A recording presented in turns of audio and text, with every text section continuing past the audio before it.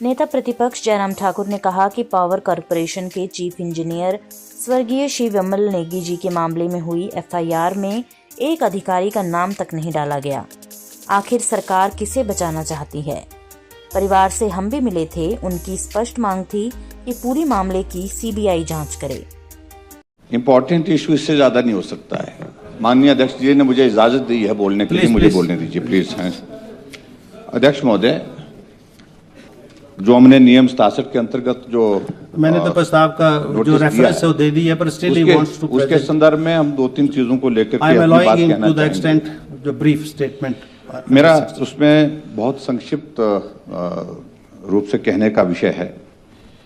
एक तो अभी तक जो विमल नेगी के संदर्भ में जो चीफ इंजीनियर थे एचपीपीसीएल में, उनके परिवारजनों से हमारा भी कल मिलना हुआ था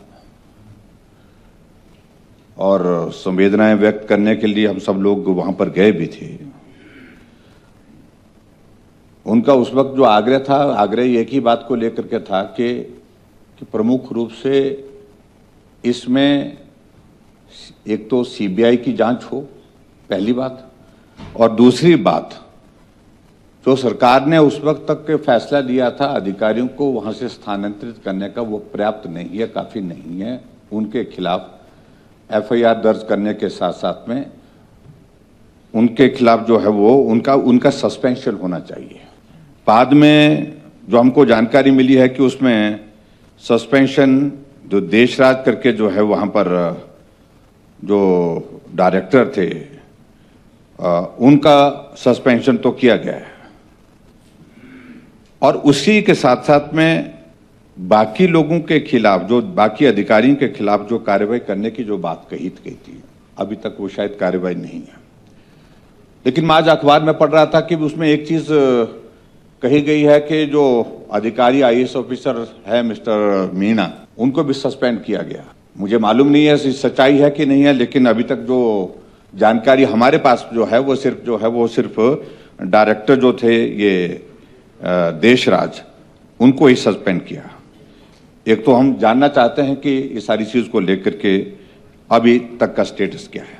अध्यक्ष महोदय, हम सिर्फ परिवार वालों की जो भावना है, मुझे लगता है कि उस सारी चीज को गंभीरता से लेना चाहिए, और प्रदेश सरकार के लिए भी वो एक उचित रहेगा कि इस सारे मामले की निष्पक्ष जांच हो, और निष्पक्ष जांच के लिए आज बहुत सारे प्रश्न खड़े हो रहे हैं, और मुझे लगता है कि उचित यही होगा कि इसकी जांच जो है सीबीआई से ही करवाने के लिए गवर्नमेंट रिकमेंड करे तो उचित रहेगा।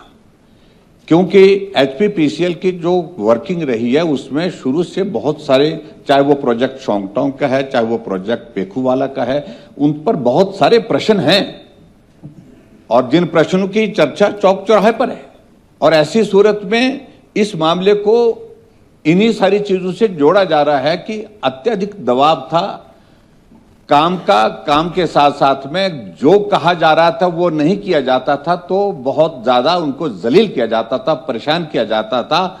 और ये जो निदेशक जो बनाए गए थे वो देशराज, जो 5 लोगों को सुपरसीड करके जो है बनाया गया था, इस पर पता नहीं क्या विशेष कृपा रही होगी सरकार की, इसलिए बहुत बड़ा प्रश्न है ये।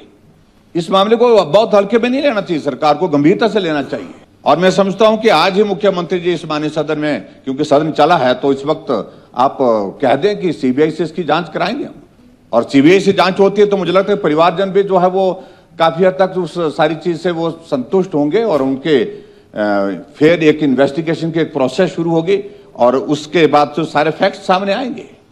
और दूसरी बात मैं यही चाह रहा हूं कि जो अधिकारियों के खिलाफ जो अभी तक कार्रवाई क्या की है, जो अखबार में लगी है वो सत्य है, या अभी तक जो है वो सरकार ने कोई कार्रवाई की है, तो उसके बारे में जानकारी जो हमको नहीं है तो आप जानकारी दें। वीडियो से जुड़े रहने के लिए धन्यवाद।